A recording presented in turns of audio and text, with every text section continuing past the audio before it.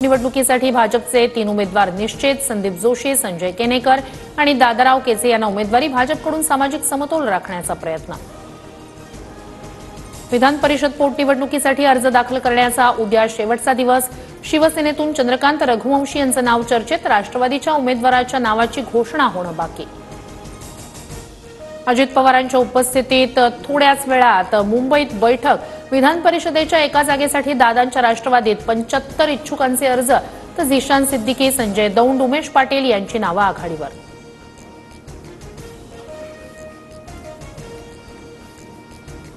माजी खासदार भास्करराव खतगावकर आणि सून मिनल खतगावकर अजितदादांच्या राष्ट्रवादीत प्रवेश करणार।